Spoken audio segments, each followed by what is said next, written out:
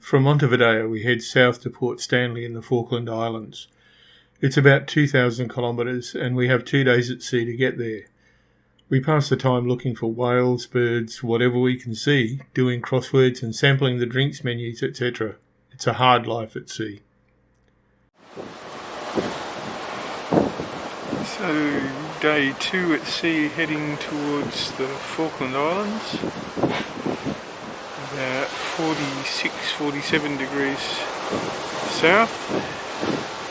The Falkland Islands are at 54 degrees south, so still a long way to go yet. It's cold, as could be expected.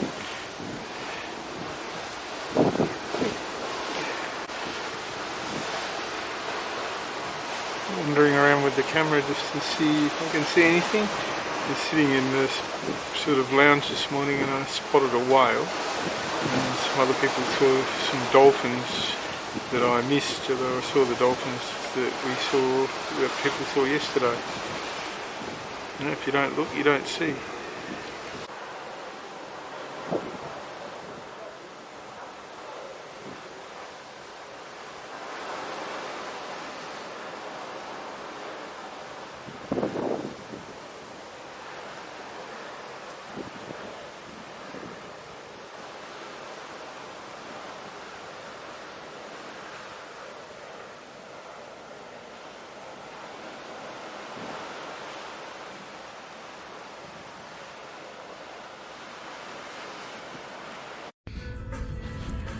I'm going to have to talk over the music so I don't get a copyright strike.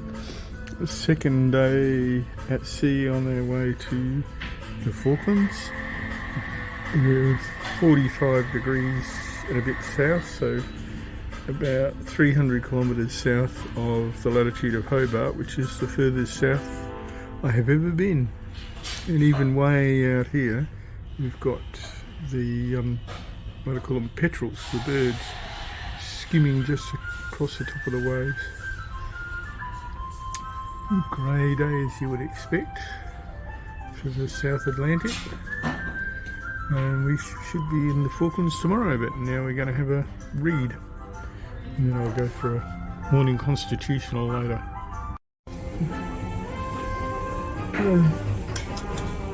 Old folks. She's trying to work out my crossword. The next day. Just getting early morning breakfast. There's the first glimpse of the Falkland Islands here.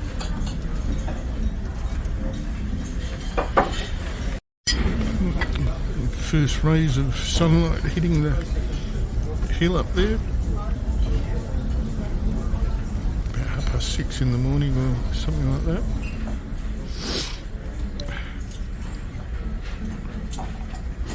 What's today? Sunday the 10th. That's the other ship up there that we're going to be sharing the islands with today. It's just evidently more people going ashore from the two ships than there are total inhabitants of the islands. The poor people who live there will probably be glad to get their lives back when all the tourists go. I'll be with the black one. I'll be with the glass of water. No, thank you. We're going. The ship is too big to park in Stanley Harbour, so we park up in the sheltered waters of Port William, which constitutes a sort of outer harbour. We'll have to take a tender to shore, which doesn't seem bad now, but the wind forecast is to pick up a lot in the afternoon. We go out onto the quiet, cold deck and have a look at them getting the tenders in the water and ready to go. Once ashore, there's no mistaking where you are. It's also a paradise if you like Land Rovers. Go ashore, what's the first car we see? It's a Range Rover.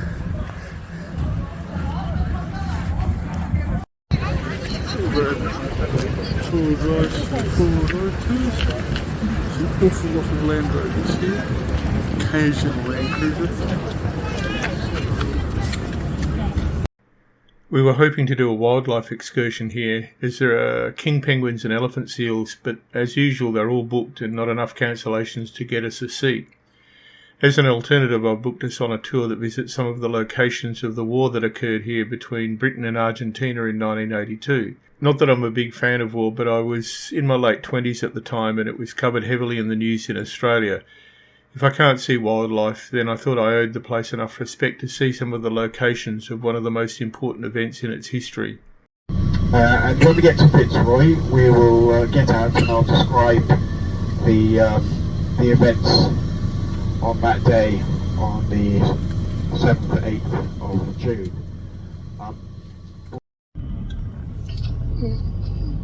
Green building over there is Government House, the hill, which was we have the quite on the notable. left-hand side the hospital, Falklands War. and on the right-hand side our school. There are two schools here, one for the small children, and this one on our right is a secondary school. Geese, and that's not even Goose Green. Nigel's wife is a teacher. She's And the suburbs.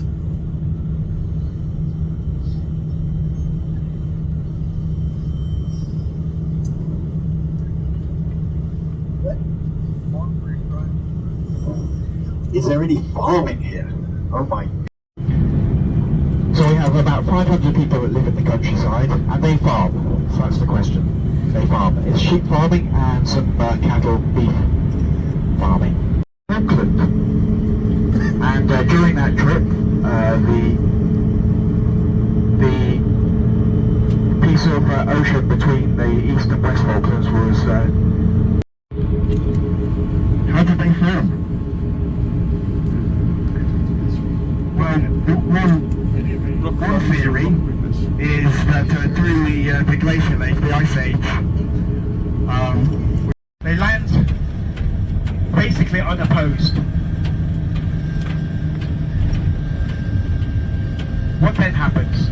There's an Argentinian garrison at Goose Green, which many of you might have heard. Goose Green. Our guide gives us the background to the events that occurred here in 1982. Landed at San Carlos, Port San Carlos. To the south is Goose Green, 1,000 Argentinian garrison, a big threat to Julian Thompson's 3 Commando Brigade. Remember, 3 Commando Brigade now, we've got 2 para, 3 para, 40 Commando, 42 and 45. Got this threat. So he sends off 2 para to go and take Goose Green. 2 para, headed up by Lieutenant Colonel H. Jones. H. Jones. He's not a parachute regiment officer. He's from the Devon and Dorset. He's parachute trained. He's passionate about being a military officer. He's passionate about 2 Battalion, the parachute regiment. Their task to go and take Goose Green. He didn't know there were 1,000 Argentinians there. The SS had done a patrol there, and they said maybe a couple of Argentinians. It's about 100, maybe 200. His own recce platoons had gone out to find the enemy positions. They didn't think there were 1,000 there either. He's got a battalion of about 500 fighting men. Let me tell you, ladies and gentlemen, when I went through Sandhurst, the ratio was you had to have 3 times as many to attack a well-defended force.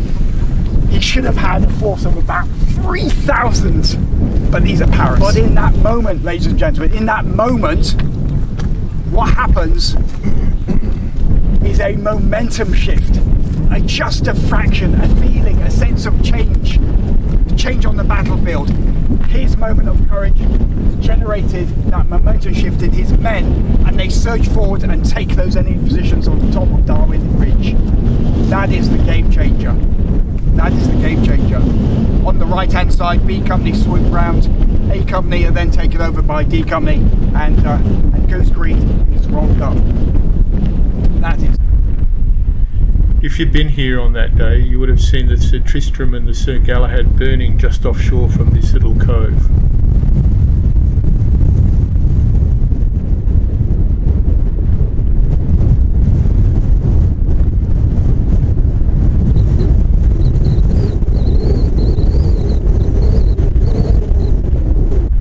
It's a sad windswept place with all the memorials scattered around the shore.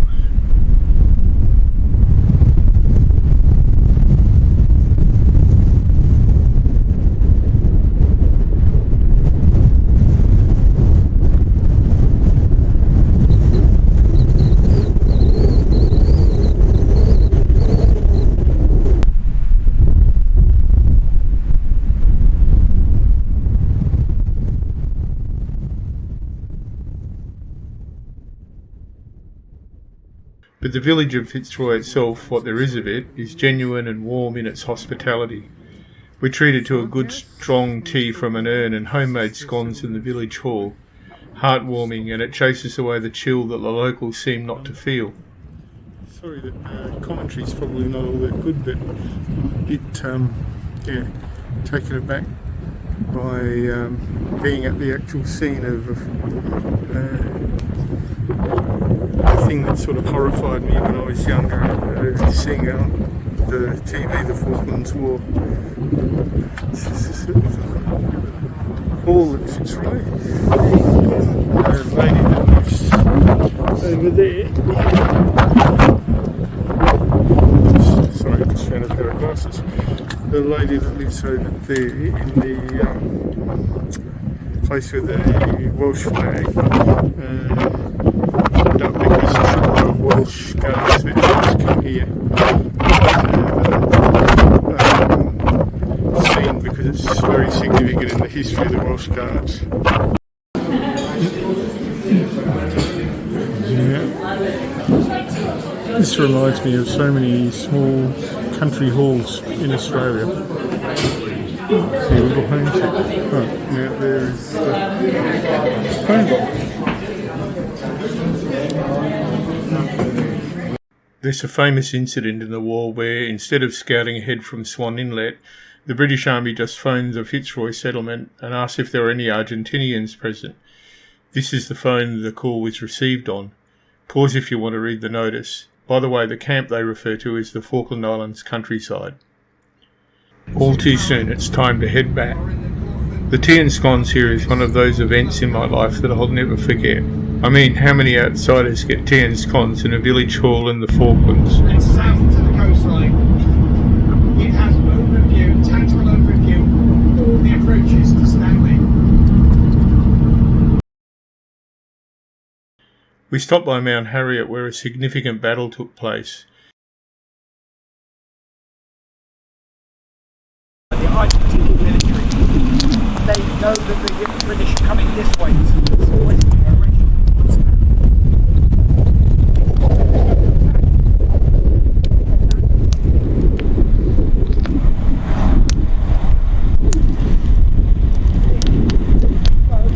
If I remember correctly, this is the location where the Argentine observers were able to see the Sir Tristram and the Sir Galahad at Fitzroy.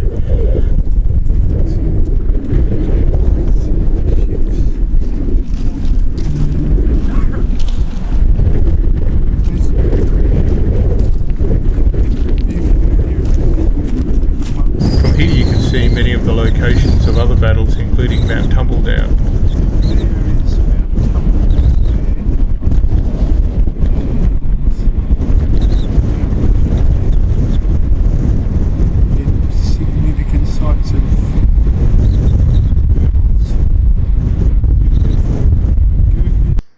On the way here we saw signs warning of landmines. Our guide said that the demining operation had been completed not long before, but some weeks after we left there were press reports of several landmines being washed ashore on a beach. The demining operations were restarted. I decided that when we got back to Port Stanley that I would get off the bus and walk back to the pickup point for the tenders. It's a couple of kilometres, but I wanted to see at least part of the quite small town of Stanley. Looks like we've only got one channel, but I wonder how well this cuts in. This is the War Memorial in Stanley.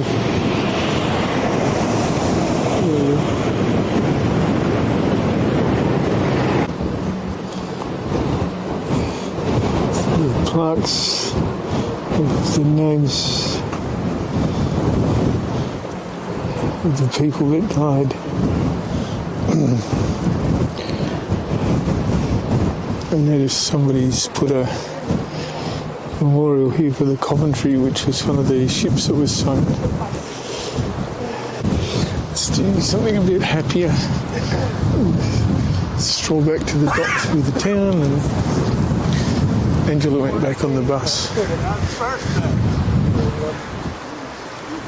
But I'm going to see the sights a bit, see if I can get a t-shirt or something. And it's not every day you can get a t-shirt from the Falkland Islands.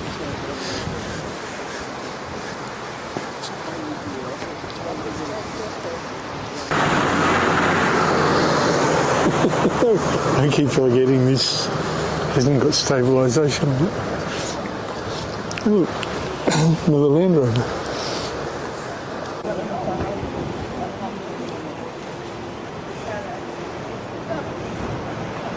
I went into the supermarket to get a drink. It was great. It reminded me of those country supermarkets in Australia that seem to stock everything.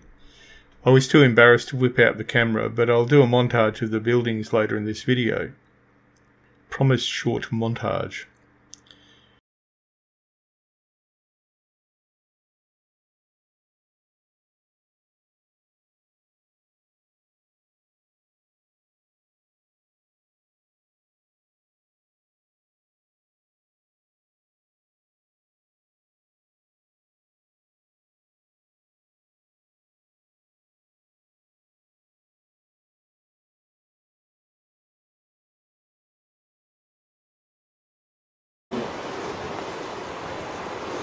One of the tenders coming in from one of the ships.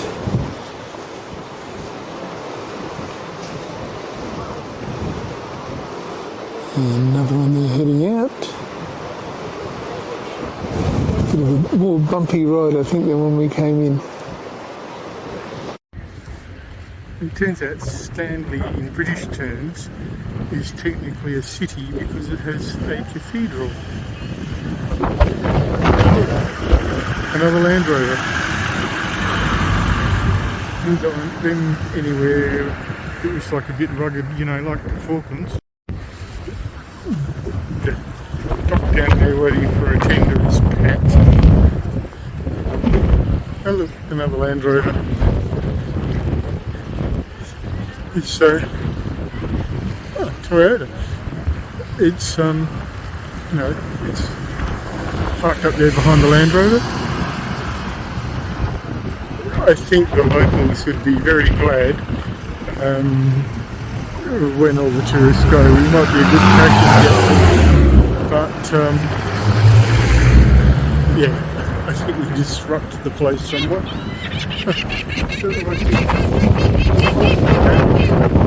What the fuck? Scrum to get back to the two ships. So for the Oosterdam is the wind is so strong I can't hold the phone still. As I thought, the trip back to the ship was a bit more lively.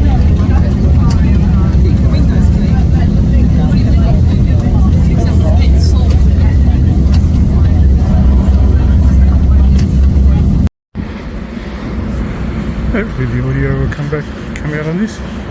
This is one of the boats, what are they called? Tenders. Coming back to the Oosterdam. There we have the tenders coming to the Sapphire Princess.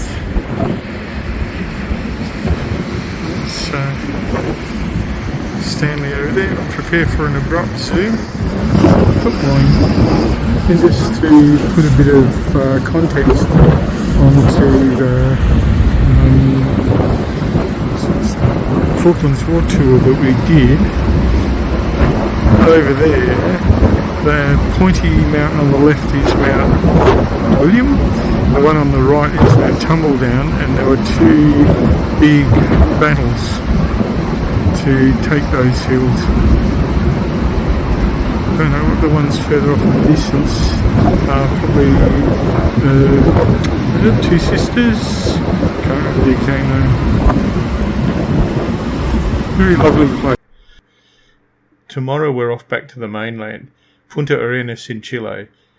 We've managed to snag a wildlife excursion there, so gird your loins for penguins in the next video. See you then.